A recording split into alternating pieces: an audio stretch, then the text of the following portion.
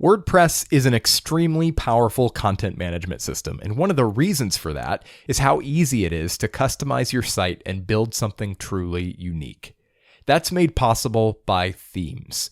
WordPress themes take the data and content from WordPress and display it in a way that looks nice and hopefully meets your individual needs. WordPress needs a theme to function properly, so you'll notice that when you first install WordPress, a default theme is already installed and activated for you. The default theme gets an overhaul about once a year, and as you'd expect, it's compatible with most of the things you'd want to do with a WordPress site. But if you want to give your site a more unique look, you can also install a third-party theme.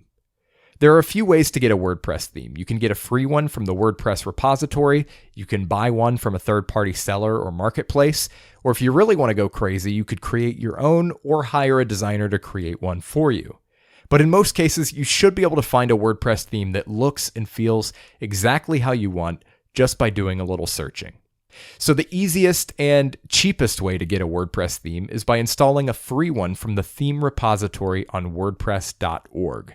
There are thousands to choose from, and just because they're free doesn't necessarily mean they're inferior to premium themes. Some are definitely better than others, but there's a nice rating system that should help you identify which themes are good and which ones aren't so good. You can actually access the theme repository directly through your own WordPress dashboard.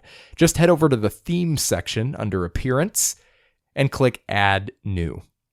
There are themes for just about anything, so whatever you're looking for, you're bound to find something you like. At the top of this page, you can choose to view featured themes, the most popular themes, or the latest themes, and then you can filter that list by layout, features, and subject. When you see a theme that piques your interest, you can click on it to see a more detailed description and a rough preview. If you like it, you can click Install to add it to your site, and then you can activate it right away, or go back to the main themes page inside WordPress and click Live Preview next to that theme that you just installed to see what your actual site will look like with that theme.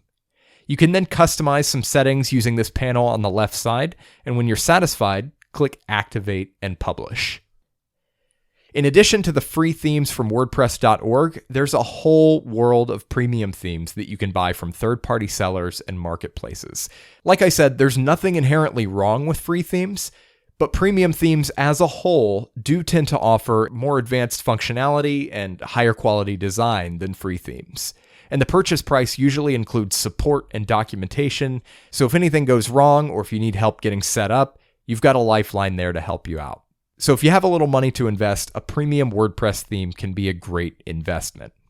There are a ton of places to buy WordPress themes. If you do a Google search for WordPress themes, you'll be looking at theme after theme on site after site for hours. Personally, one of my favorite places to buy themes is themeforest.net, which is a huge marketplace of independent developers selling their themes in one central location. The prices are pretty reasonable, anywhere from $20 to $70 US, which is nothing compared to what you'd have to pay a designer to create a comparable design for you. So wherever you end up, whether it's ThemeForest or some other vendor, the process looks pretty much the same. Just find a theme you like, purchase it, and then you'll be able to download it as a zip file. So I'm going to go over to the Downloads page in my ThemeForest account and download one of the themes I've purchased in the past. It gives me the option to download all the files and documentation or just the installable WordPress file. Usually I prefer to just get the installable file because it's super easy to upload to WordPress. In fact, I'll show you what that looks like right now. If you log into WordPress and go to the Themes page under Appearance and then click Add New, you'll see the same page we saw earlier when we were looking at free themes, but this time we're going to click the Upload Theme button right at the top, and you can add that zip file right there and it'll install just like that. So those are the two main ways to install a WordPress theme. Now, choosing a theme is the hard part, and that always ends up being a huge time suck for me when I launch a new project. So I'll leave that part up to you.